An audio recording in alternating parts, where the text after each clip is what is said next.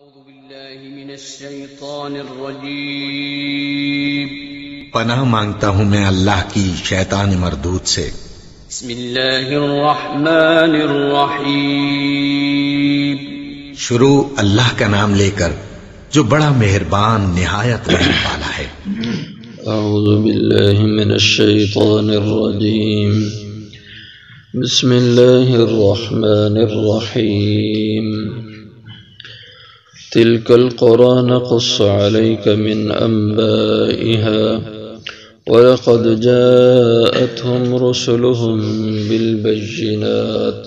فما كانوا ليؤمنوا بما كذبوا من قبل كذلك يطبع الله على قلوب الكافرين وما وجدنا لأكثرهم من عهد وإن وجدنا أكثرهم لفاسقين ثم بعثنا من بعدهم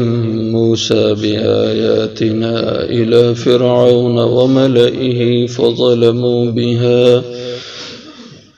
فانظر كيف كان عاقبة المفسدين تلك القرى یہ بستیاں نقص علیک ہم نے بیان کر دیا ہے آپ پر من انبائها کچھ حصہ ان کی خبروں سے وَلَقَدْ جَاءَتْهُمْ البتہ تحقیق آ چکے ان کے پاس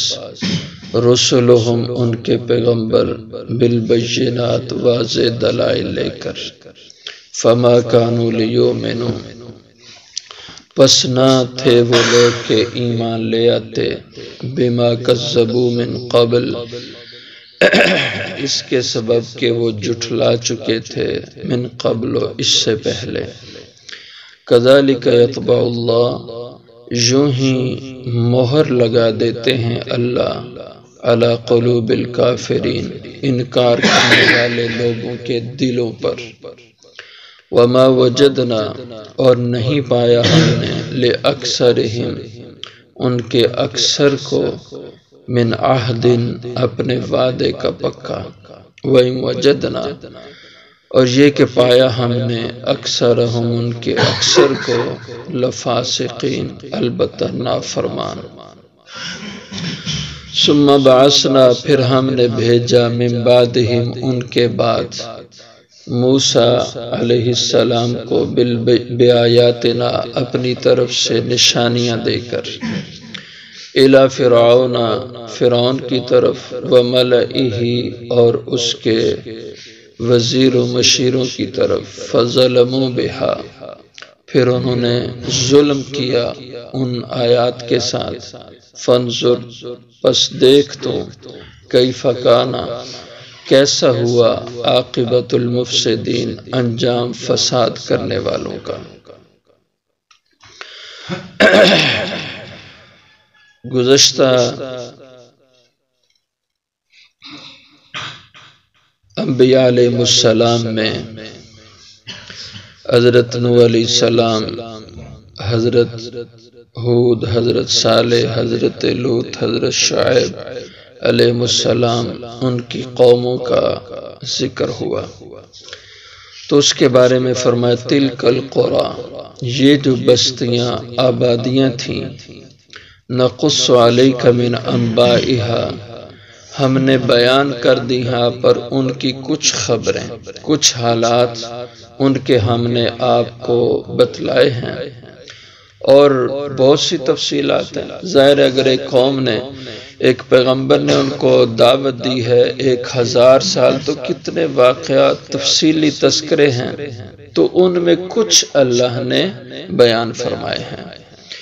تو فرمان من انبائها من یہ اس کو تبعیضیہ کہتے ہیں بعضیہ یعنی کچھ کل نہیں کل واقعات نہیں قرآن میں بیان ہوئے من کچھ انبائها ان کی خبریں وَلَقَدْ جَاءَتْهُمْ رُسُلُهُمْ بِالْبَيِّنَاتِ اور البتہ تحقیق آئے ان کے پاس ان کے زمانے کے پیغمبر بالبینات واضح دلائل یعنی معجزات لے کر ان کی نبوت کی صداقت کی جو دلیلیں تھیں معجزات کی شکل میں، علمی انداز میں، وہ سب پیغمبروں نے ان کے سامنے رکھی۔ جن آیات بینات کو دیکھ کر ان پیغمبروں کی نبوت و رسالت کے انکار کی گنجائش نہیں تھی، لیکن فما کانوا لیؤمنوا، اس کے باوجود وہ لوگ ایمان نہیں لائے۔ اور کیوں نہیں ایمان لائے؟ کہ ان سے پہلے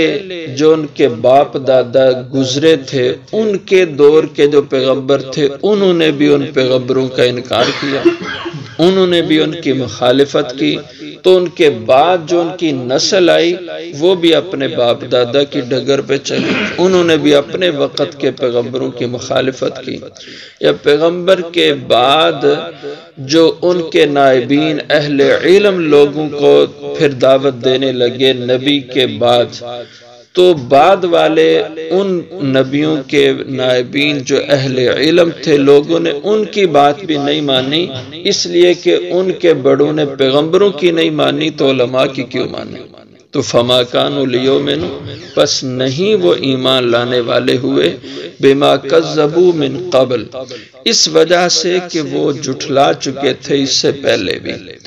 تو ان کے پچھلے پیغمبروں کو جھٹلا چکے تو انہوں نے بھی جھٹلایا بعد والے نبیوں کو۔ کذالک یطبع اللہ، اس طرح اللہ مہر کر دیتے ہیں علی قلوب الکافرین، کافروں کے دلوں پر۔ وما وجدنا لاکثرہم من عہد، اور ہم نے نہیں پایا لوگوں کی اکثریت کو من عہد، کسی وعدے پہ قائم رہنے والا، کہ جو عہد اللہ نے ان سے لیا، ہر دور میں ہر زمانے میں اکثریت اس عہد کو فراموش کرنے والی ثابت ہوئی۔